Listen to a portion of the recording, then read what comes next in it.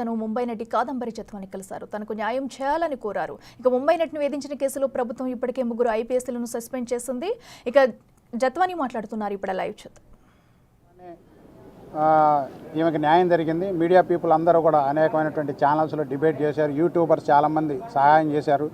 ఎందుకంటే ఇంత public cry రాకపోతే ఇలాంటి సంఘటన బహుశా మీడియా మిత్రులందరికీ తెలుసు. భారతదేశంలో ఒక 3 ఐపీఎస్లు ఒకేసారి సస్పెన్షన్కు గురవటం లేదా పెద్దల ఇన్వాల్వ్మెంట్ ఉందనేటువంటిది రావడం ఈ కేసు ఉంది. అయితే న్యాయవాదులుగా కానీ బాధితులుగా వాళ్ళు కానీ ఎవరెవరు ఇన్వాల్వ్ అయ్యారనేటువంటిది మీరు అడిగే ప్రశ్నలకి సమాధానం ఇన్వెస్టిగేషన్ చెప్తుంది.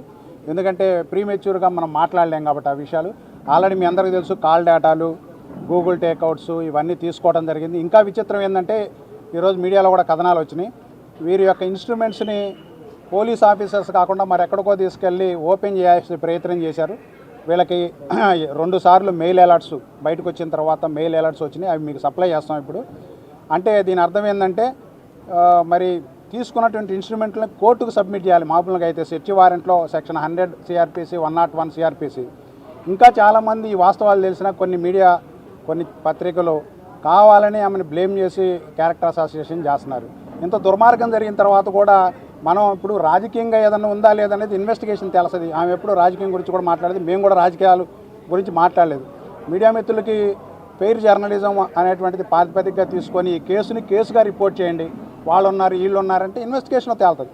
అయితే సెల్ ఫోన్లు తీసుకెళ్ళి దాన్ని కూడా ఐఫోన్లు కాబట్టి సరిపోయింది. అదే మామూలు ఫోన్లు అయితే ఇప్పటికల్లా ఓపెన్ అయ్యి సెక్యూరిటీ మెజర్ చాలా ఎక్కువగా ఉంటుంది కాబట్టి ఐఫోన్లో 2 సార్లు ఓపెన్ చేయడానికి ఆ సెల్ ఫోన్లు ప్రయత్నం అఫీషియల్గా జరగటంటే అది వేరు. అన్అఫీషియల్గా 2 సార్లు ఓపెన్ చేయడానికి అది ఎక్కడి నుంచి ఓపెన్ చేయించడానికి ప్రయత్నం చేశారనేటువంటిది కూడా ఆల్రెడీ వీళ్ళకి మెసేజ్ రూపంలో ఐఫోన్ ఇచ్చింది. దాన్ని అవసరమైతే అఫీషియల్గా ఐఫోన్ అథారిటీస్ దగ్గర నుంచి కంపెనీ దగ్గర నుంచి వివరాలు సేకరించి మీడియాకి సబ్మిట్ చేస్తాం. వీళ్ళకి వచ్చిన మెసేజ్లు కూడా ఉన్నాయి.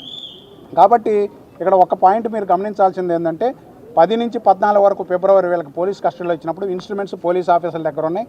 ఓపెన్ చేయమని చాలా ఒత్తిడి చేశారు. అంతేకాకుండా ఆ ఇన్స్ట్రుమెంట్స్లో ఉన్నటువంటి దాన్ని డిలీట్ చేయడానికి ప్రయత్నం చేశారు. ఎందుకు చేయాల్సి వచ్చింది ఇది? ఒకవేళ నిజంగా ఏదో దాంట్లో విద్యాసాగర్కి సంబంధించిన డేటానే ఉందంటే కోర్టు ద్వారా ఆర్ఎఫ్ఎస్లకు పంపించవచ్చు. ఈ రోజు వరకు కోర్టుకు సబ్మిట్ చేయలేదు.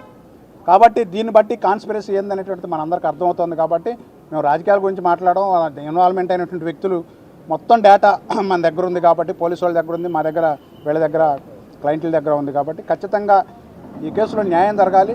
వాళ్ళకి ఏంటంటే ఎక్కడో దూరభారం ముంబై నుంచి వచ్చి 40 రోజుల పాటు పబ్లిక్కి యాక్సెస్ ఇవ్వకుండా దుర్మార్గం చేశారు. బహుశా భారతదేశ చరిత్రలో ఇలాంటి కేసు మేము కూడా కొన్ని వందల వేల కేసులు చేశాం. కానీ ఇంత దుర్మార్గంగా పోలీసు వాళ్ళు అందులో ఐపీఎస్లు వ్యవహరిస్తారనేటువంటిది ఇది ఒక చాలా విజువల్ ఎగ్జాంపుల్.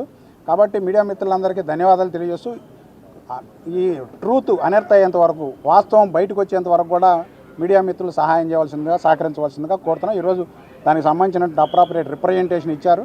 అలాగనే సిపి గారిని కూడా కలుస్తారు విజయవాడలో. వాళ్ళకి జరిగే న్యాయం ముఖ్యంగా ఆ కేసుని విత్డ్రా చేసుకోగలిగితే, ఎందుకంటే ఫాల్స్ కేసు అని అపరెంట్గా కనపడతా ఉంది కాబట్టి కేసు విత్డ్రా చేసుకుంటే ముందు జరుగుద్ది. వాళ్ళ బ్రదర్కి ఇచ్చినటువంటి ఎల్ఓసి, ఆయన దుబాయ్లో ఉంటాడు, ఆల్రెడీ లుక్అవుట్ నోటీస్ ఇచ్చారు, దాన్ని విత్డ్రా చేసుకున్నారు. అంతవరకు మంచి జరిగింది. మిగతా కేసు కూడా విత్డ్రా చేసుకుంటే వాళ్ళ మీద పడినటువంటి మచ్చ పోతుంది. అలాగనే వీళ్ళు పెట్టినటువంటి కేసు మీద సరైనటువంటి చర్యలు తీసుకొని దానికి ఎవరైతే అక్యూజ్డ్ ఉన్నారో, ఇప్పుడు చట్టం ఆర్టికల్ 14 అందరికీ ఒకటే, ఈక్వాలిటీ బిఫోర్ లా. కాబట్టి చట్టం దృష్టిలో అందరూ సమానులు కాబట్టి ఎవరు తప్పించుకో తిరగడానికి లేదు. అందరినీ సమంగానే చూడాలి. కాబట్టి పెద్దవాళ్ళ చిన్నవాళ్ళ అనే దాంతో నిమిత్తం లేకుండా అలాంటి అవసరమే లేదు. ఇన్వెస్టిగేషన్లో ఇప్పుడు పెద్దవాళ్ళు కాన్స్పిరసీ చేశారా లేదని వీళ్ళు చూడలేదు కదా, చూసారా? కాబట్టి ఆ కాన్స్పిరసీ అనేటువంటిది ఎలక్ట్రానిక్ డేటా ద్వారా దాని ద్వారా వస్తుంది. అది వీళ్ళకి యాక్సెసిబిలిటీ లేదు. అది వీళ్ళతో షేర్ చేసుకోరు ఇప్పుడు ఇన్వెస్టిగేషన్ ఏజెన్సీ. దాన్ని బట్టి కదా నిర్ణయం చేయాలి. ఒకవేళ నిజంగా అలాంటి పెద్ద వ్యక్తుల పాత్ర ఉందనేటువంటిది కన్ఫామ్గా మాకు తెలిస్తే will fight against them also. There is no problem at all. కానీ మనకు ఆ డేటా రాలేదు కదా, అది ఇన్వెస్టిగేషన్ డేటా. అవి మీ అందరికి ఇస్తాం. దాని మీద మీరు ఏమైనా సైబర్ క్రైమ్ కు మళ్ళీ కంప్లైంట్ ఖచ్చితంగా అంటే అఫీషియల్గా ఇప్పుడు వీళ్ళకి మెయిల్ అన్నట్టు వచ్చింది. కంపెనీ ఐ కంపెనీ కాబట్టి ఐఫోన్ కాబట్టి ఐఫోన్ కంపెనీకి చెప్తాను. ఆ పీరియడ్ మొత్తం మీకు ఇస్తాం. ఇప్పుడు మీకు ఇది అయిపోయిన తర్వాత ప్రింట్ కాపీలు ఇచ్చేస్తాం. మీ అందరు తలా ఒక కాపీ. ఐఫోన్లో సూపర్ సెక్యూరిటీ ఉంటుంది కాబట్టి వాళ్ళ కంపెనీకి రాసి కంపెనీ నుంచి వచ్చిన తర్వాత అఫీషియల్గా మీ అందరికి రిలీజ్ చేస్తాం. దీంట్లో దాపరికమే లేదు. వాళ్ళు ఎక్కడి నుంచి అలర్ట్ వచ్చింది, ఎక్కడ ఓపెన్ చేయడానికి ప్రయత్నం జరిగింది అనేది కూడా వాళ్ళు డేటాలో ఇస్తారు. పోలీసులు మేమంతా ప్రొసీజర్ ప్రకారం వెళ్ళామంటారు సార్ మీరు ఎప్పుడు అప్పుడా ఇప్పుడా అప్పుడు మీకు అర్థమైందిగా ఏం ప్రొసీజర్ ఫాలో అయ్యారనేది మేము చెప్పాల్సిన పని లేదు. ప్రొసీజర్ అంటే ఏంటి నాకు అర్థం కాలేదు. అంటే 3వ తారీఖు అరెస్ట్ చేశారండి. ఎవరికైనా ఇన్ఫర్మేషన్ ఇచ్చారా? ఎవరికైనా ఆర్టికల్ 21, 22 ఏం చెప్తా ఉన్నాయి? అంటే పీటీ వారెంట్ వేసామంటున్నారు సార్ బాంబేలో. వేశారు, కానీ ముందు అరెస్ట్కు ముందు ఒక ప్రొసీజర్ ఉంటుంది. వాళ్ళకి ఎక్కడ అరెస్ట్ చేశారు, ఏ ఛార్జ్ మీద అరెస్ట్ చేశారని వీళ్ళకి కాపీ ఇచ్చారా? ఎవరికి ఇవ్వాల. వీళ్ళ బంధువులకు కానీ లాయర్లకు కానీ తెలియజెప్పారా? చేస్తే 23 రోజుల పాటు బెయిల్ లేకుండా ఎందుకుంటారు? ఎవడైనా లోపలికి వెళ్ళినాడు బెయిల్ ఏమని కోరుకుంటాడు కదా. బెయిల్ కొనుక్కోవాలని నేను జైల్లోనే ఉండాలని ఎవడైనా సిద్ధపడతాడా? అందులో లేడీసు, సీనియర్ సిటిజన్స్ 23 రోజులు బెయిల్ వేయలేదంటే అర్థమైంది. మనకేం అర్థం అవుతుంది? ఇన్ఫరెన్స్, సింపుల్ ఇన్ఫరెన్స్, ఇంకెక్కువ అవసరం లేదు దాంతో. తర్వాత 17 రోజులు బెయిల్ వచ్చిందంటే 42 రోజుల పాటు టెక్నికల్గా అరెస్ట్ అయిన తర్వాత వీళ్ళు జైల్లో ఉన్నారు.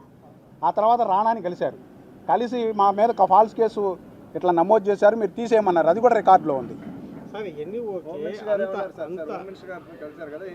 హోమ్ మినిస్టర్ గారు ఆమెతోటి చాలా పూర్తిగా వివరంగా మాట్లాడారు. ప్రభుత్వం వైపు నుంచి ఏ న్యాయం జరగాలో, ఎలాంటి న్యాయం జరగాలో ఇప్పటికే ఇన్వెస్టిగేషన్ చేసాం. ఆఫీసర్స్ని సస్పెండ్ చేయడం జరిగింది, ఇన్వాల్వ్ అయినటువంటి ఆఫీసర్. ఇంకా ముందు జరిగే ఇన్వెస్టిగేషన్ బేస్ చేసుకుని ఎవరున్నా సరే వాళ్ళ మీద చర్యలు తీసుకుంటాం, మీకు న్యాయం చేస్తామని చెప్పారు.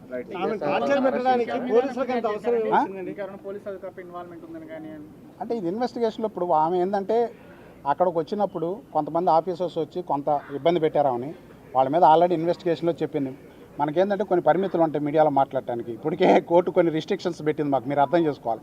కాబట్టి మనం చట్ట పారామీటర్లో ఇన్వెస్టిగేషన్లో చేసుకునేటువంటి చర్యలన్నింటినీ కూడా కోర్టు దృష్టికి తీసుకొస్తారు, సరైనటువంటి న్యాయం చేస్తామని చెప్పి హోంమంత్రి గారు ఆమె ఇవ్వడం జరిగింది. అందుకని హోమ్ మినిస్టర్ గారికి ప్రత్యేక ధన్యవాదాలు. సార్ అవన్నీ ఇప్పుడు ఎందుకు అంత ఇన్వాల్వ్మెంట్ కావాల్సిన అవసరం పోలీసులకు వచ్చింది అనేది బేసిక్ క్వశ్చన్ కదా. అదే తెలిసి ఇప్పుడు వాళ్ళు వచ్చింది. వీళ్ళకి ఒక ఇన్ఫర్మేషన్ మంచి